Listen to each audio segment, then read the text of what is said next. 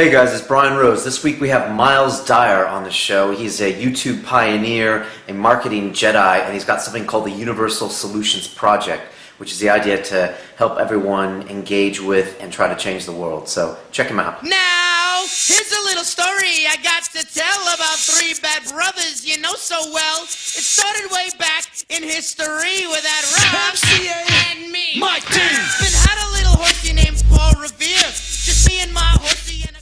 Hello and welcome to London Real. My name is Brian Rose. With me, as usual, is Mr. Nick Gabriel. And joining us in studio today is Mr. Myles Dyer, who is a YouTube pioneer, a marketing Jedi, and is the founder or creator of the Universal Solutions Project. Brian, you forgot he's got his own band. He's also the member of a band, right? And he's also a hair innovator, and he's got the coolest rings I've ever seen. Can you show him the rings? Check that out. Yeah. Have you ever punched anyone with those and left a little like skeleton imprinted on some guy's cheek? I haven't punched anyone. That's a great one. Yeah, and I used to have a ring that had spikes on it, and the time I stopped wearing it was self-inflicted pain because I actually rubbed my eye and Cut yourself. So much. Right. It's hard being such a fashion icon. Everyone suffers for their fashion, don't they? Isn't that? But it's a price you're willing to pay, right? Until I did the eye thing, and now I've gone to more smooth, round things. Yeah. Dude, I was telling one of our fans that we had you on the show, and he was like, "You're having Myles Dyer on?" I'm like, "Yeah, you know him." And he's like, "Yeah, this guy is was like a god back in the day. Not that you're not now, but like on the YouTube circuit and with your Blade 376 moniker, like." You were like owned it back in the day, right? I mean, in the golden days. I just checked it out on YouTube. You're like 7 million views and 30,000 subscribers. I mean, it's like off the charts. Ridiculous. Yeah, I mean, a lot of my active subscriber count is probably around 5,000, just because people come and go over the 5-6 years I've been on YouTube. Okay. And as the community's changed over the past 6 years, I mean, just to put it in perspective, I organised the first ever UK YouTube gathering, which was for YouTubers to come together. Crazy. And the average age was maybe 25 to 30, but now it's 15, 16-year-olds. Okay. And what year was that gathering? So that was 2007, beginning of 2007. So what happened? So YouTube changed your life? Yeah. That's crazy. Yeah. What was the first thing you watched on YouTube? It was the reason I joined it, which was a man named Peter, geriatric 1927. So he was an 80-year-old man. Oh, was a British guy that used to post about the war and stuff? Still does. Yeah, have you ever seen this guy? Yeah, he was just this old guy that would post video things on YouTube. And it was on BBC News, just the hysteria of old people are normally associated with being technophobes, but he went against that stereotype. It's amazing. And I checked him out, and it wasn't just his video that captured my imagination. It was the fact that people were doing video responses. So they were sharing their stories, and I was like, I called it the YouTube experience, which is like between the fabric of these videos, you had interaction, and it wasn't just a site to dump video. There was a community there. And so I did like a video, maybe 20 views, and people said, I like what you had to say. And I used it to promote a film script I wrote called A Word of Advice, and it was about the direction I thought the world was taking. And people were interested. But then what I realized was, why am I using my film script as a vehicle for my ideas when I can just speak on camera? And that's what I did. And it just years on, the quote I use again and again is, progress is something you only notice when you look over your shoulder, because I wasn't assuming to get where I was now or the experiences. I just kept promoting what was good about the internet, and it became like a self-fulfilled prophecy. And for that, I'm like so grateful to live in. You have like tons of good energy you just put out there, right? I mean, like it's all like positive, do this, let's help this, let's get everybody together. I've gone through a lot of negativity as well. And last night I actually got a tweet from someone saying, do you ever get bored of being that guy? Which guy is that? Well, I didn't even ask that. And I just said that as long as you see change happening. And for me, I've become a lot more serious the past 2 years, because I started really educating myself more. With regards to what, Myles? Just like how the world runs, the crises that we're facing in terms of resources, population growth, the government.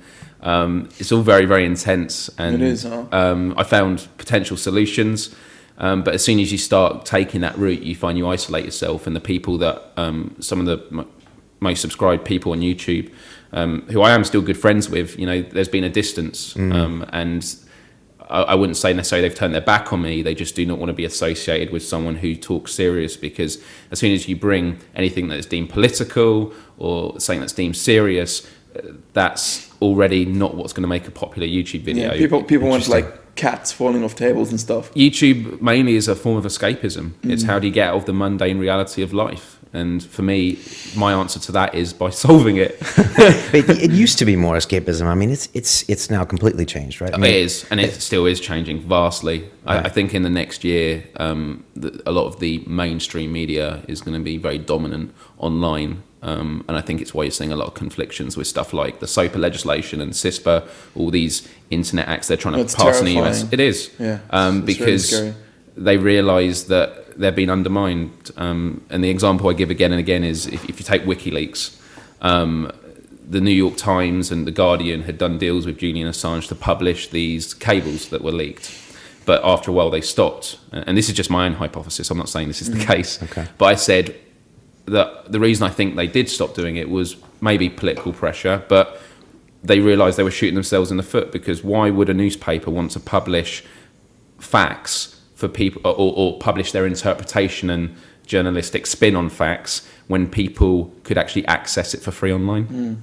And that's how the internet works. People bypass, take the route of least resistance, and they don't like it because the internet is cutting out the middleman across all industries.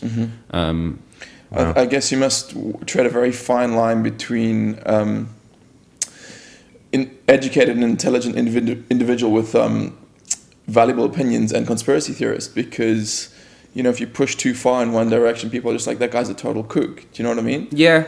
And it's why I think you need to talk in terms that relate to people, because you can go up to people and say, this is what we need to do right now. The KONY 2012 thing that went huge. Yeah. A lot of people were expecting me to do a response. I just didn't want to add more fuel to the fire. But it went against a lot of what I believe in, which is, yes, it inspired people, but on a false premise where I came up with the belief that empathy, which is what I always am a champion for, rallying for, it's based on a cycle of awareness, and then people become aware of an issue, then they educate themselves and thus become more aware, and then they educate themselves more, and it's a cycle. You talked about this at your recent talk, right? Yeah, I did. Awareness, education cycle, right? Exactly. And with KONY, people became aware, and then when they educate themselves, they realised that it's a very complicated issue, and they realised, they became aware that actually they couldn't do that much. Because for me, and it's not to condemn charities, I think in a lot of cases, charity is a form of apathy, because people just pass the money, and that's what they've done. Well, they found with Africa, like it's something like it just does more harm than good. A lot of these charities, right? Was it Bob? Who's it? Bob Geldof? Who does the big Africa aid concerts? Bob Geldof does. Yeah, I mean he's great, but I mean a lot of times giving them aid is the wrong thing to do, right?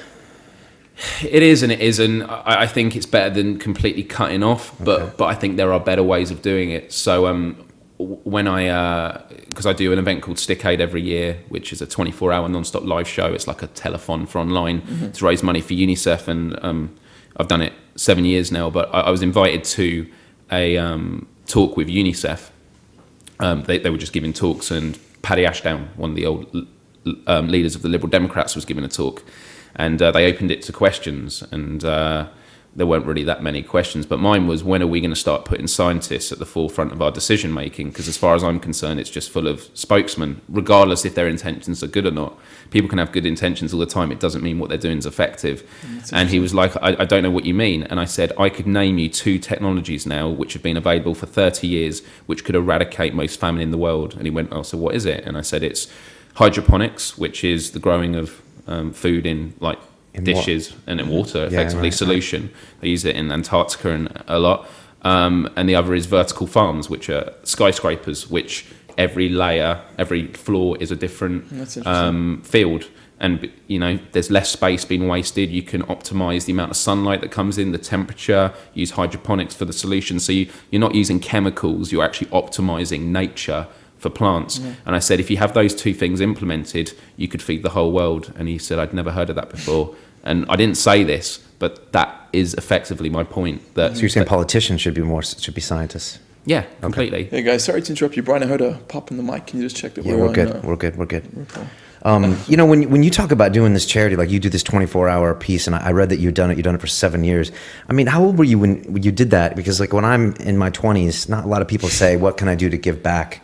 mean, that's a big thing. So, how did that happen? It was just very trivial. Again, it's this thing of I didn't know where it was going to go. I didn't know how scalable it was going to be. So I just set up my laptop in my bedroom at university. And I thought I'll do a 24-hour thing, see what 24 hours is like, and take it from there. And about 30,000 people tuned in, £500. So it was awesome. And I just did it year on year, and it's just grown. And now it's in. That's very cool. What did you do for 24 hours?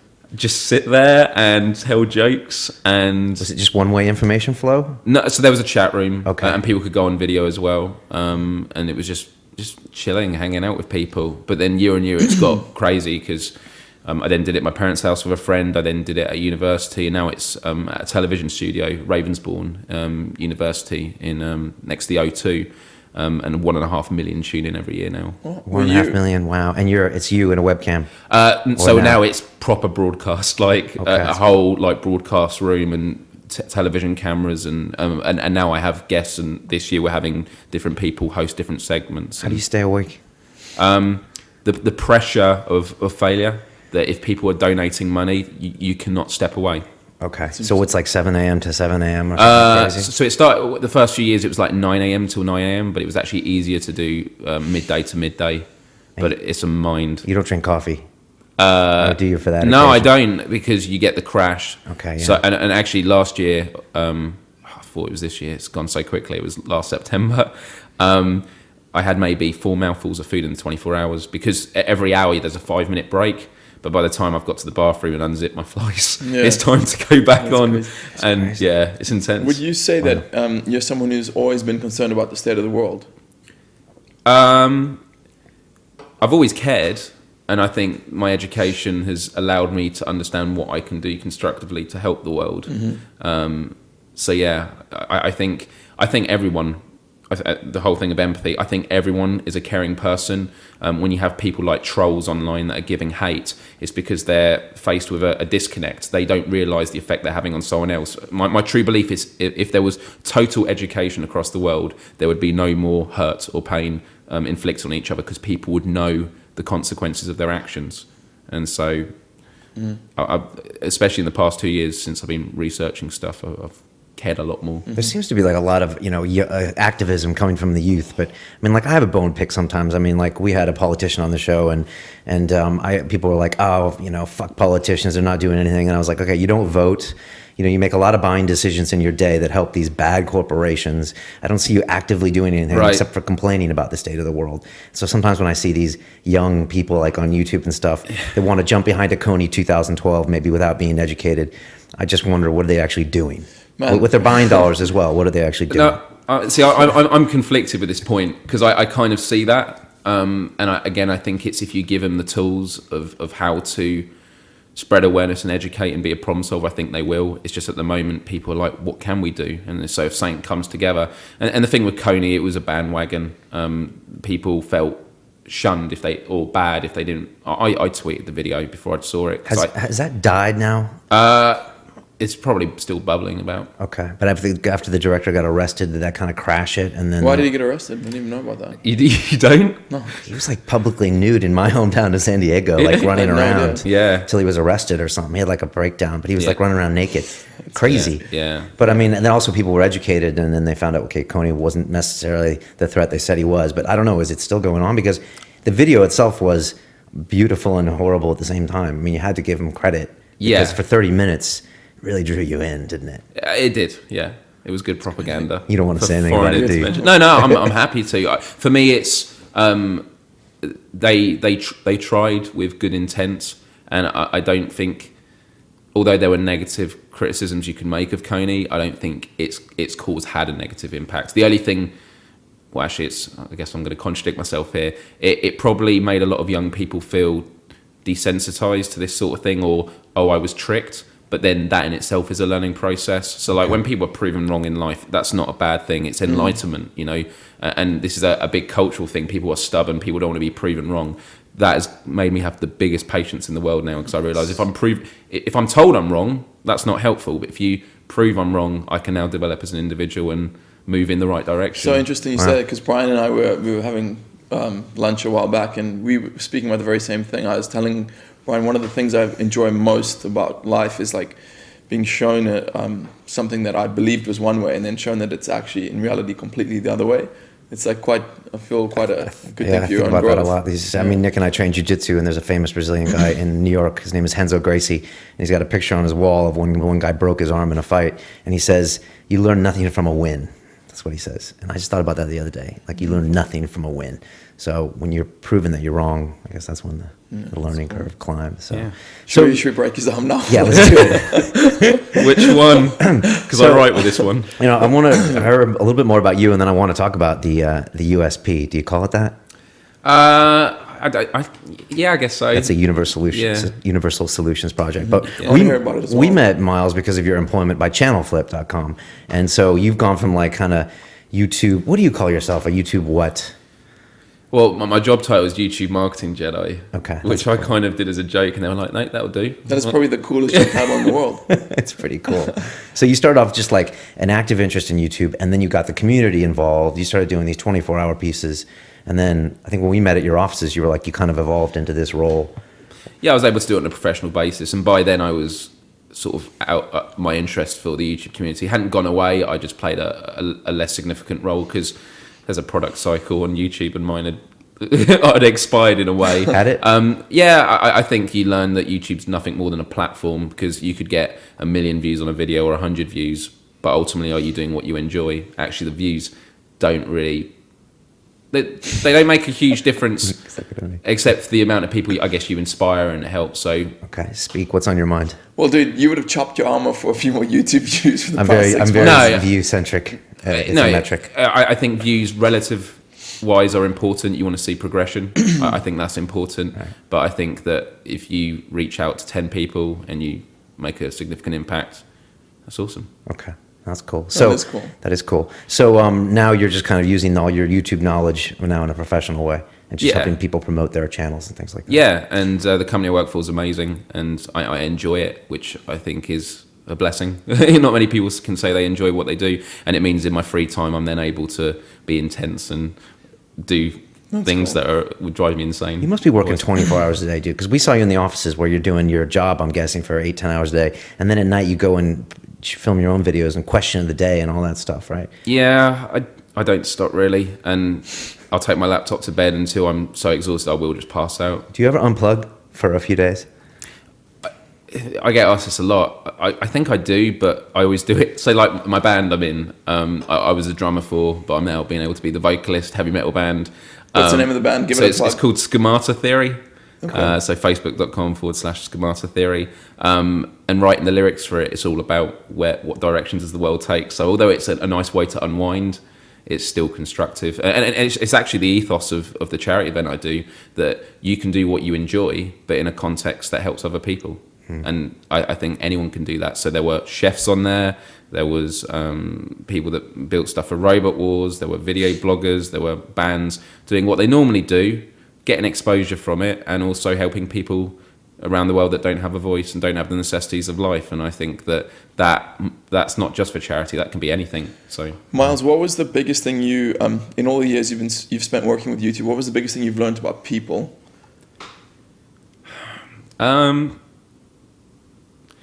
I've learned not to give up on people, actually, because I've had a lot of people that have hated on me, and I will never give up on them.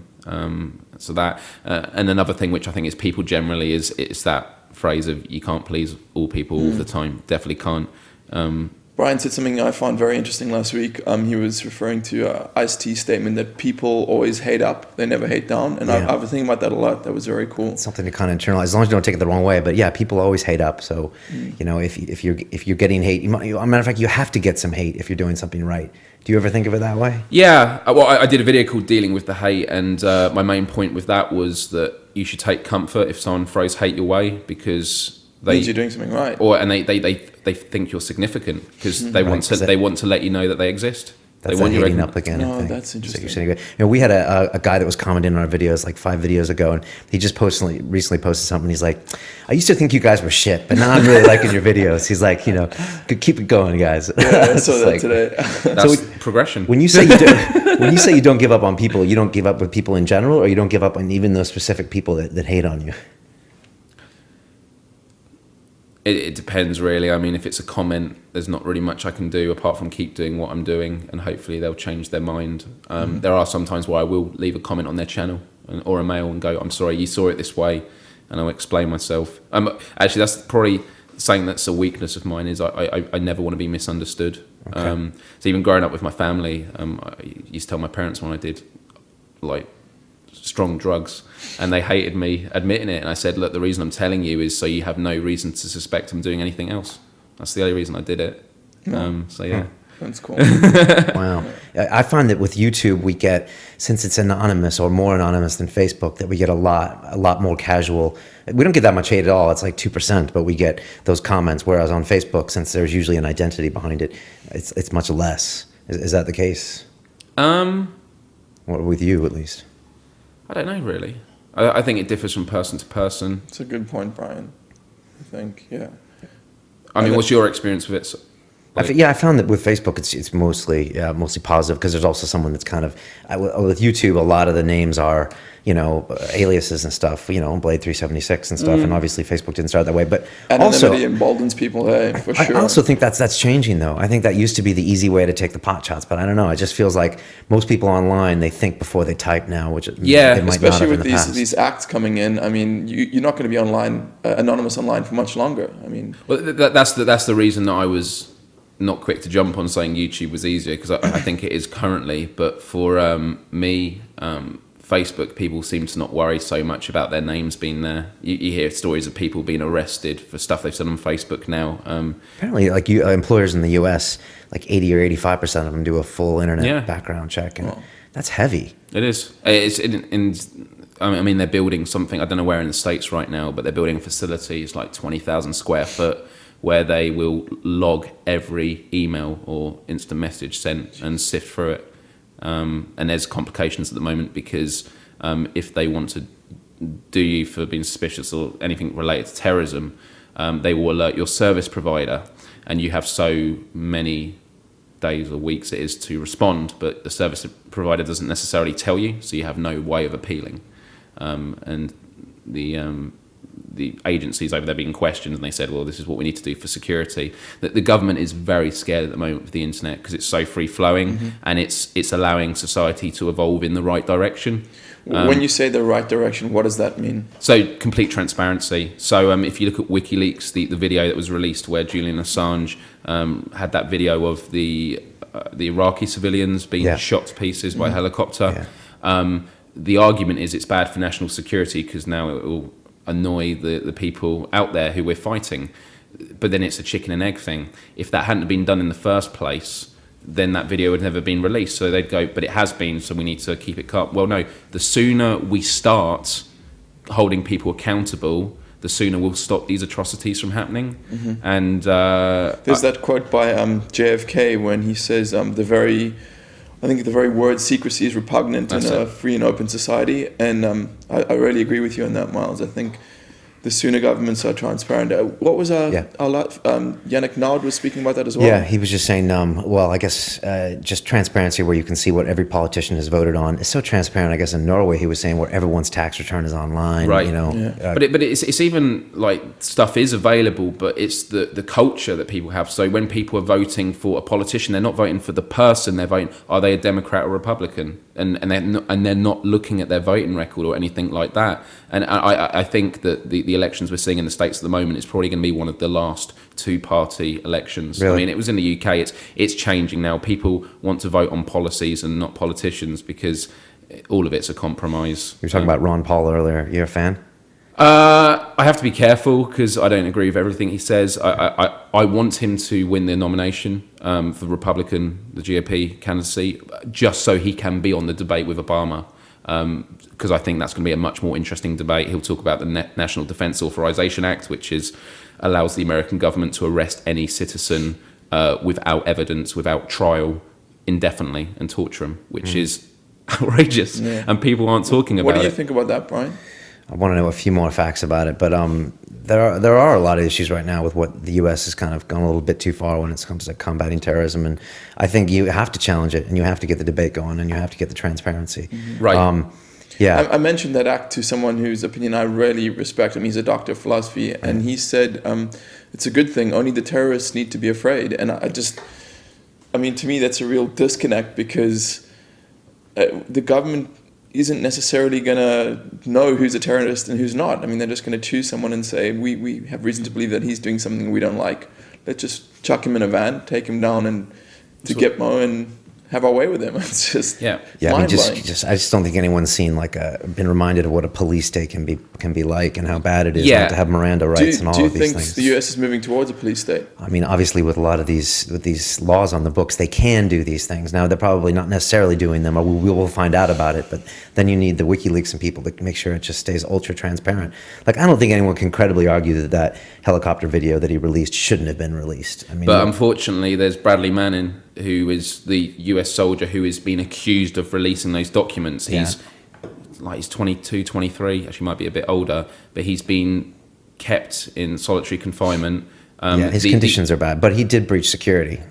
I'm not denying it, but then what is the process of whistleblowing? Like, supposedly if he'd done it under the acts of whistle, I don't know the facts, but what sort of society are we having where, like... This is the guy that basically gave Julian Assange all the information from WikiLeaks, and he was treated really allegedly poorly. Allegedly, he was treated really poorly for a while, like in solitary confinement, and they wouldn't give him medical access and stuff. I think that's changed a bit. But. Do you think so? With it's SOPA and CISPA, right? Those are the names of the two sister acts. So they had SOPA and PIPA, and now they've got CISPA. They keep reintroducing new. Like, as soon as one gets taken down, they'll write up another one. So the new one, CISPA, is about.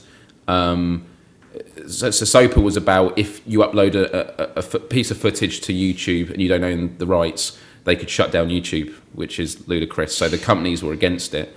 But then you look at CISPA, which is basically saying the US government can have any of your personal information from companies, which a lot of them are probably doing anyway. But what this law will mean is the companies cannot be sued by the people, so people are not protected. That's anymore. terrifying. But do you think that the internet, just by its very nature, is? Do you think it's ever possible to control it?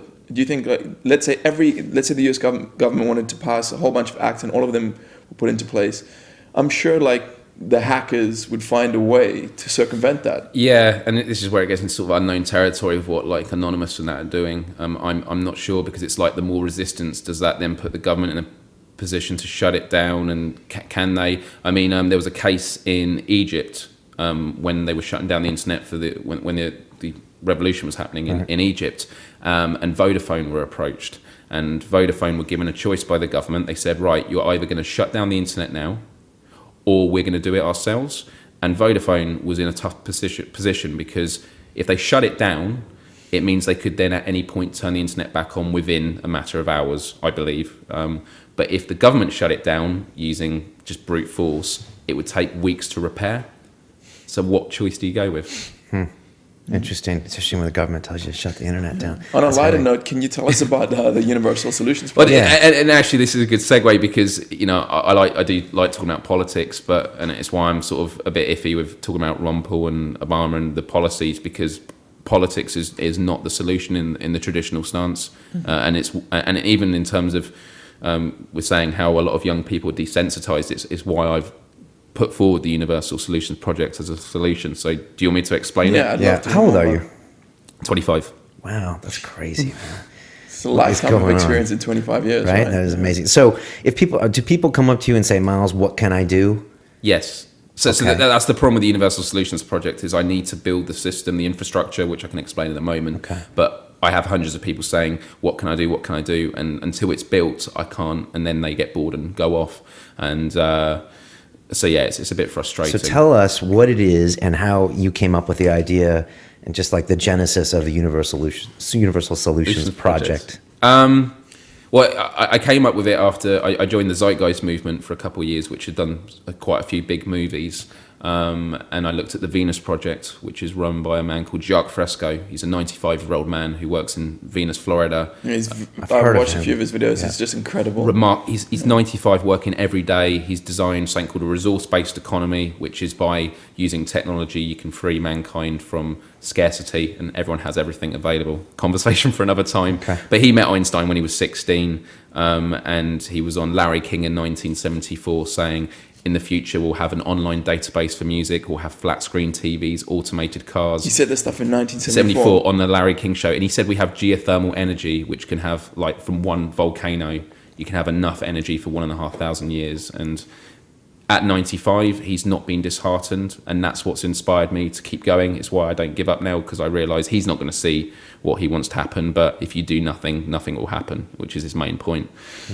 So he really inspired me with this, because he taught me about educating people on terms that they understand. So he joined a fraction of the KKK, and within 2 months he dissolved it by talking on their terms. I recommend anyone. That is just fantastic. Yeah. What's the best way to find out about this guy? So just search Jacques Fresco. Jacques Fresco. Yeah, Okay. I'll leave you. I'm really excited to hear your thoughts on a resource-based economy, Brian. Yeah, I want to check it out. It took me about 2 years to get my head around it, because there was a lot of disagreements. I got a lot of hate for supporting it, like being called a communist and that. And it's been a hard 2 years for me, because whenever someone brings an idea into the world, it starts with one person, always does. So they have to transform the world. So like the Wright brothers, when they designed the first ever plane, scientists of the time said it's impossible to fly. So they went to their own garage, did it, and proved them wrong. It's like... One of my favorite expressions is there's nothing as powerful as an idea whose time has come. I really like that. Yeah, I love it too. Yeah. It's very empowering. But yeah. So you realize this has to be an uphill battle, what you're doing? Completely. Okay. So the Universal Solutions Project is non-discriminatory in terms of what matters to people. So there are 3 stages. I'll go over them very quickly. Take your time, man. Okay. The first stage is to create an online database of information. The second is to enable audience acquisition, and the third is to create tools for spreading awareness. So the first stage is an online database, and what it is, it's like a wiki site. And a lot of people criticize this idea, saying we've got Wikipedia or we've got Yahoo Answers. They're both good sites, but this is combining the two concepts so that you relay information to people in a way that relates to them. So each page would be a problem page, effectively. At the top of the page, you'd have a question. Why is unemployment going up? Why are people dying of hunger? Why is there this particular disease? Why do people die in car crashes? And underneath it, you have a paragraph explaining what the root cause of the problem is. And the point I make again and again is, if you think of any law that exists in the world today, what does it actually mean? It means the government has not found a way to deal with the problem in the first place. It's patchwork. And actually, if you look at in civilizations over the history of mankind, everyone has collapsed because of overcomplication. So what you do is you enforce laws, which means you now need bureaucracy, and you need people to enforce those laws, which costs money. So you need more tax, which puts more pressure on the civilization, which needs more laws, more enforcement, and it's a spiral, and you're seeing that in society today. This is why you like Ron Paul. He wants to abolish the IRS and all sorts of other kinds of stuff. And again, I don't know if I can fully support it, because I'm ignorant of that sort of thing. So like political debate, I'm not very good at, because I just don't buy the system completely. But no, it's a fair point. He does want to abolish a lot, but I don't know if what he's doing is the way of it working. Right. Because capitalism doesn't cater for the resources on the planet, because it just wants to strip all the resources. It's about consumption, and as opposed to living with the carrying capacity of the planet. Which I can get to in a moment. But so you have the first paragraph, root causes, and the example I gave to a primary school was if you were working at a toy factory and you had all the toys coming off the production line, you would put them in the boxes, and then if they started coming off broken, you'd fix them, put them in the box, fix them, put them in the box.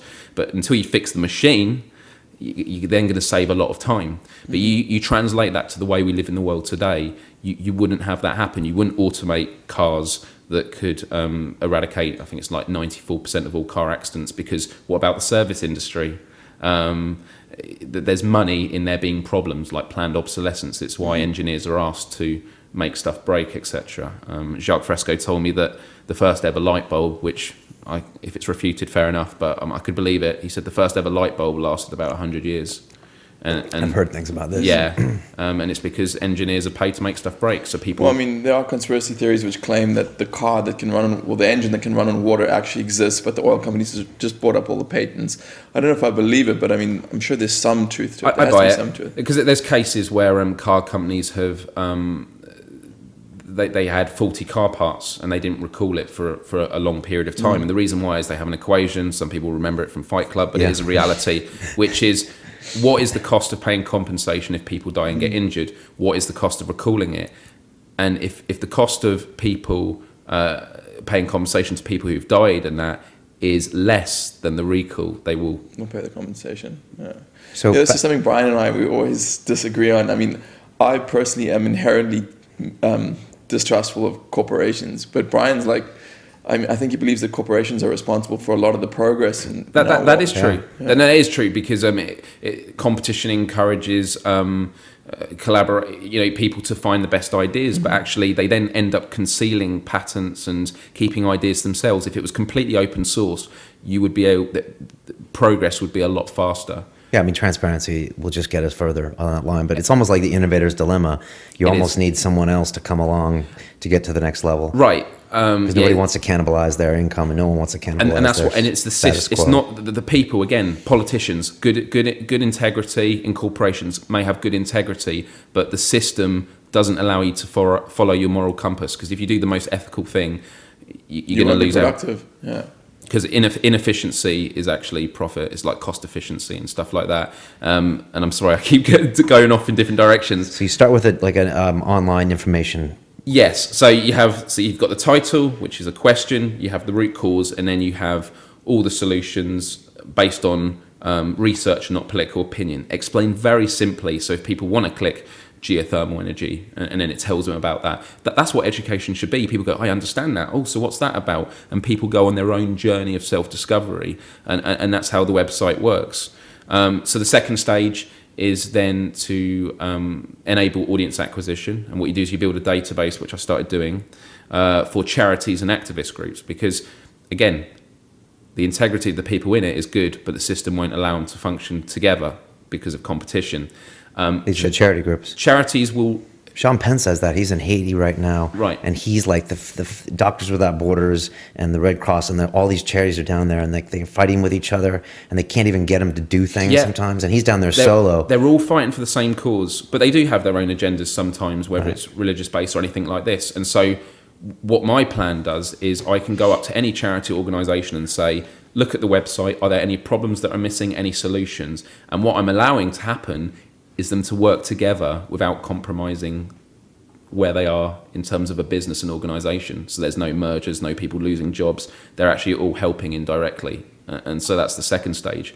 And then the third stage is to create tools for spreading awareness. And that is effectively anyone, you, me, anyone could go on the street with an iPad, not putting up posters about KONY and one issue, which a lot of people would turn away from, not asking, would you like to donate your time and money to an issue, which may not relate to someone's own hierarchy, because if you lost someone to cancer, you'd be more willing to donate to that. If you have an animal, more willing to donate. You say, excuse me, what matters to you?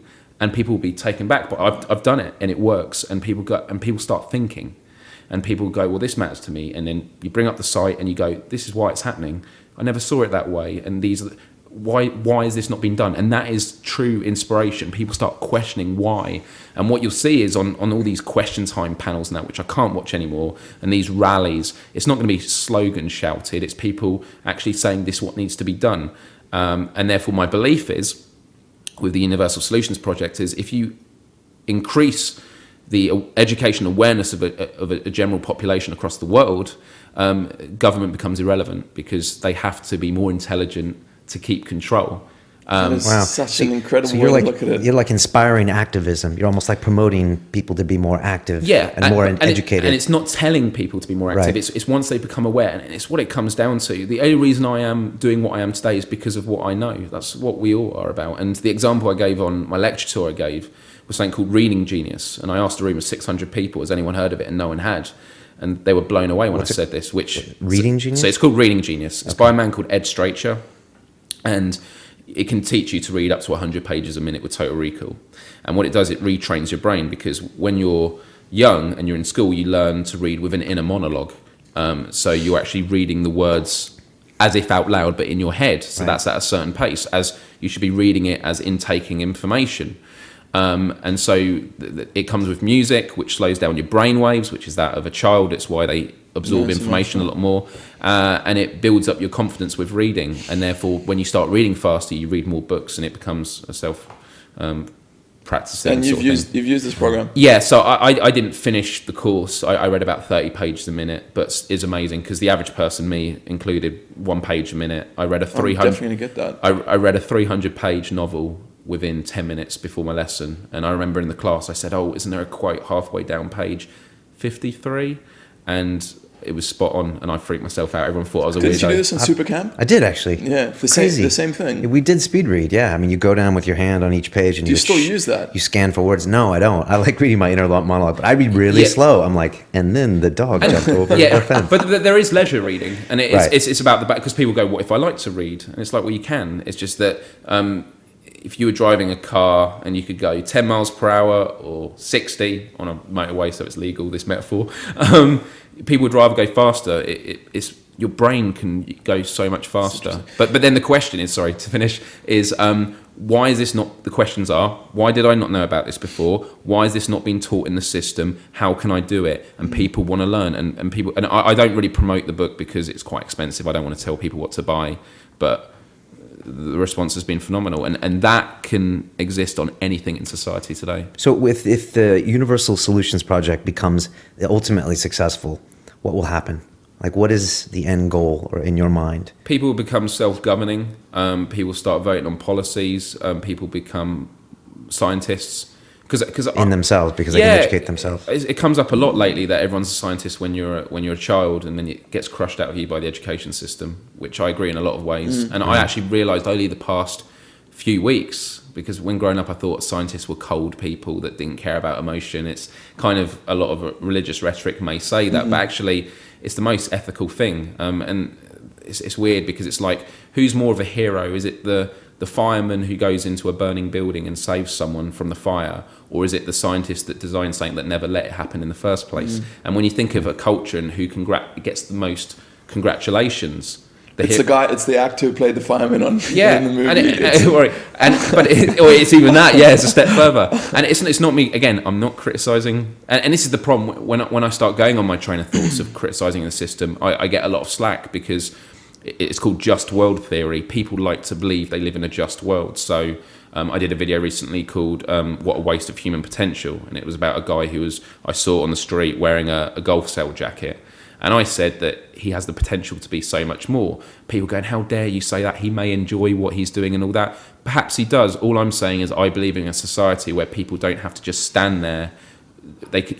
Everyone can become scientists and contribute to society, but the nature of the system is there will always be the odd one out. There will always be people that have to do the worst jobs, which don't need to be done. So you said, are you claiming that that's an inherent problem with the current system? Completely. Okay. Have you ever read any of the works of Ayn Rand?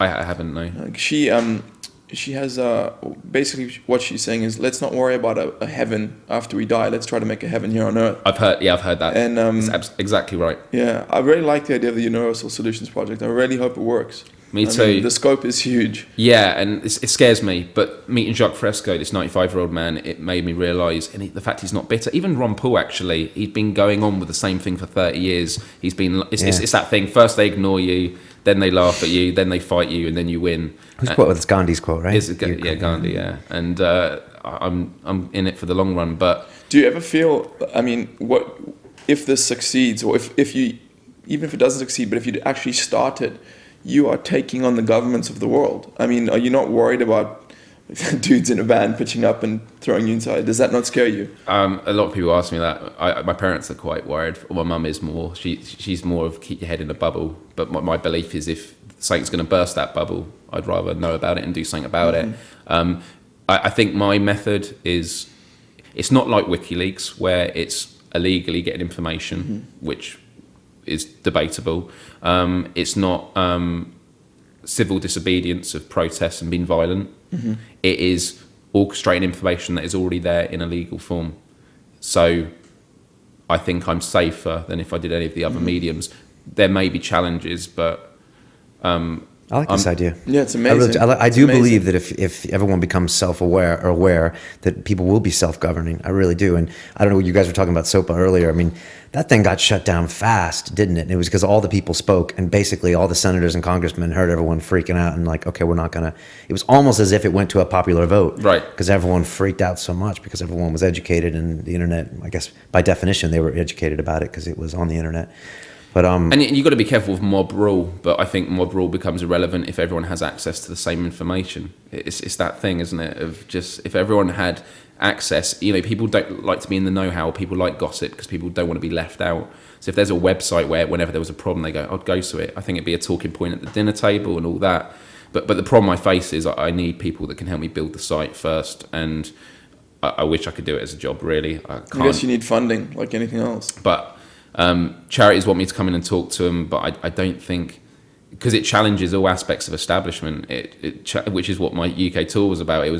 It challenges charity, education, because technically you don't need to be in debt of hundreds of thousands of dollars when you can just get access for free online. And the education system's flawed in itself. The thing I go on about is how you condemn someone for the rest of their life just because they can't regurgitate information in a 2-hour exam. That is priceless. If they could do a podcast or audio or coursework and they have a lot to contribute to society, let them do it. Don't condemn them and make it so they struggle just because they can't do that. Yeah, you are challenging everything, aren't you? You're really taking on one organization. You're taking on everything. And then there's the government, and then there's even activism. A lot of activist groups are very one sort of topic focused. I mean, the Zeitgeist movement, I left.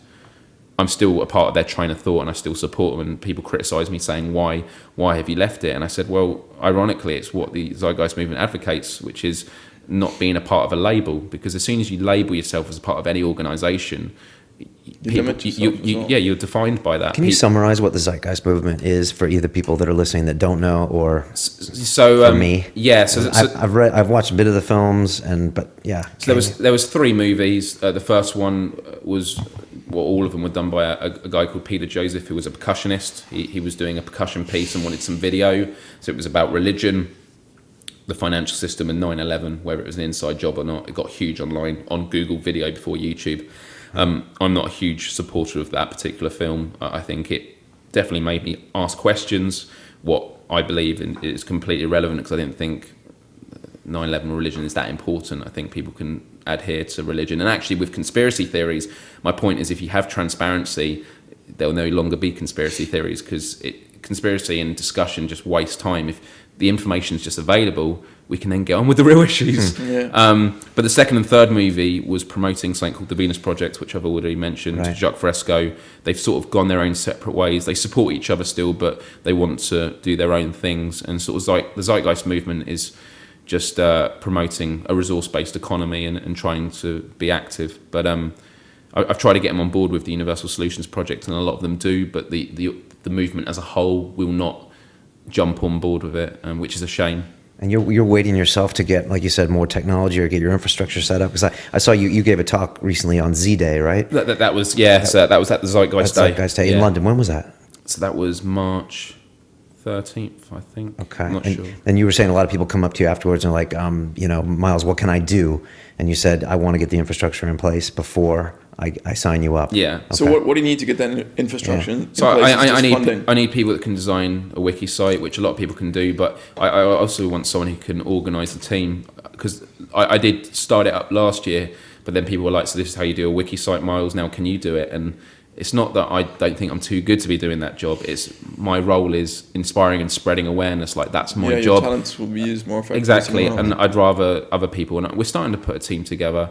And we had people from, I think, over like 30 countries, people, translation teams, a lot who were in the Zeitgeist movement, and people ask questions, what about places where they don't have internet? Well, each page will be able to be printed into a flyer. Like the realms of possibility are just remarkable. What does it cost to run Wikipedia every year? I know they get a lot of donations and staff. And I'm not sure, really. Is it huge? I mean, I'm not sure. Or is it like $10 million or $3 million? It's not that big, though, is it? I was really impressed the way they switched it off in protest of those of Pippa and Was it SEPA? What was the other one? So it was SOPA and PIPA. Yeah, and they just Did they just turn it off? Yeah, one day I went 24 hours. Really? searching for something on Wikipedia, and it came up and said, "Imagine an internet without Wikipedia." And So it strong. was a powerful statement. But they're not doing it with CISPA, and the reason why is it's favouring corporations. It just basically means they're less liable now if they give government information. Because every time the government approach companies, they have to go, well, is this legal? Are we going to get sued? So the government are now going to say, just give it over, we'll give you money, and you won't get sued. So tricky. I mean, if you were running a corporation and the government came to you and said, we need their information, this is the government that taxes you and can potentially shut you down. I mean, what would you do? Tell them to go fuck themselves. Really? Yeah. when you're in prison? Yeah. It's tough though. Everyone's hostage by the system. Even the politicians. It was like they were talking about the whole issue of this building they're building in the States to sift through emails, and they go, but is that really important when Obama's in charge? But they're saying if Obama's making decisions based on information that's put on his desk, who's really in control? Yeah. This is something I was thinking about in the past week, Brian. Like something to do with politics. So you say if you don't vote, like you don't count. You're paraphrasing me, but yeah, I'll take on that viewpoint. Go ahead. Man, hit me. Do you really think that any system that allowed a guy like George W. Bush, who, let's be honest, I mean, He was a great president. Let's be honest, the guy looks like he acts and looks like he just swung off a tree. He struggles to string sentences together. Do you really believe that dude is running the biggest, most powerful country in the world? So then you go back to your conspiracy theories, which aren't really based in anything. So just to point the finger and say, "Oh, corporations are screwing us. Okay, and my vote doesn't count." I mean, George come Bush, on. He was popularly elected by the U.S. I mean, a president only has so much. Doesn't that say something about the system that guy was elected? I mean, you can have. So I don't know if it's conspiracy theory though, because I think he's just asking questions. Well, okay. Or maybe not. If you, no, I'm just interested. To me, that's indicative of the fact that the system is broken. Like that guy. I mean, if we had a guy like Myles elected, then I'd be like, wow, this thing is working. Yeah, but then that turns into apathy, though. I mean, like I get that question, but then you're like, oh, it doesn't work. I don't want to be a part of this. I'm not going to do anything. And then when that turns to apathy, then I don't get it. Then I'm like, okay, well, what are you doing? You're saying that doesn't work, so I don't want to play your game. Well, I'd rather play Miles's game. Do you know what I mean? I'd rather instead of voting, I'd rather put some effort into helping USP. Yeah, are you playing that game? Is anybody playing that game? No, it's the good. No, because it's true though, because a lot of people support it. If you like it so much, why don't you marry it? But no, that is the thing though. So many people support it, and they just haven't got involved because I don't think people realise what they can do. And I think at this point, because it is in such the early stages, it's very abstract. But I like it when you nailed it down. I kind of get it now. But when you first talked about it, I was like, don't say you liked it now, bro. Dude, I already joined. It unifies. I liked it before you liked it. Dude, let him finish. It brings all the concepts in the world together. It does, and that was why I love the internet, because again, it doesn't matter if you're a musician, artist, anything. I used to say video blogging was the purest form of creativity because you could use any particular aspect of creativity in any combination online, and it's why when you go to YouTube gatherings around the world, everyone gets on. If I'm into heavy metal and I meet a stamp collector, we're going to get on well because we have that common denominator. Or being creative online. Yeah, and the common denominator in the Universal Solutions Project is we want to fix the world so everyone has a better life. And I think everyone wants it. The point at which people don't want it, I shouldn't say don't want it, don't have it as their main priority, it is when they have to then go back to the system. So for example, volunteering, huge percentages in the States of the amount of people that do volunteering work, but what is the point what is the point at which people stop volunteering? It's when they have to put up their hands and then go, sorry, I've now got to go back to my job. Mm-hmm. And you can actually create a society that if everyone has the necessities of life provided to them, you'd have a much more prosperous society, and actually it'd be better for everyone. It's just in our current system, it's if one person, if you step away from the system, you're going to lose out. Mm-hmm. So people have to keep playing the game. So who's going to make the first move? And it's the same with renewable energy. Who's going to make the first move? Because in our current system, whatever company spends all the money on developing something and it fails, one of the Zeitgeist movies talked about, I won't mention the drug company because I need to clarify if it's a true story. I'm pretty sure it was. You're very careful what you say. Yeah, I know, you have to, and it's why I'm making clear that people should look into this. But either way, it's a good illustration. There was a drug company that researched into a drug which couldn't be sold because it gave people the HIV virus. So the government said, you're not selling it. And in the end, they repackaged it and distributed it across Europe, so they could cover the cost of what they would have lost. Because if you're a company, you're spending millions and millions of dollars and it fails, which in my theory is a good thing because you learn what the right way. It's the science is about disproving stuff. I love scientists, by the way. Yeah. I am a scientist. I think we An all extremely good-looking scientist. Thank you very much. Let the record state. By background. But I wonder if like 5 or 10 years from now or 20 years from now, we'll be looking back and we're like, this is where the USP started and this is the kernel idea he had, and then everyone's using it. And I'd be happy if people don't vote, but then they get involved in something like this. And you'll be the captain of the USP with all your minions beneath you. No, let's do it. It's not about one person. But that was a joke, Brian. The scary truth is we have about 30, 40 years to turn this world around. Because there's a few timelines. You've got population growth is going to hit its max in the next 40 years. Then in the next 20, you've got resource depletion. And in the next 10 years, the whole financial system Brian doesn't believe we're running out of resources. No, I don't. And I don't think the financial system's going to crash in 10 years. I think people were thinking the same thing 50 years ago. That's, you see, yeah, that's a very intelligent... But I do think we do need to make some changes here. But my point is, I don't want it to crash, although I'm saying it is. That's assuming that any of our attempts aren't going to work. So I think it can. And the reason why is the difference in the time that we live in now to any time before, like the last Great Depression, is there was so many resources still available, as there's something called peak oil, which is the fact that every time we drill for oil, the cost to get it out the ground of energy to how much we get back is slowly changing, and there's going to be a tipping point where it costs more energy to get it out the ground than the amount of energy we get back. And if that happens and there's panic, oil prices go through the roof, it completely shockwaves the entire system, and then people want to switch to renewable resources.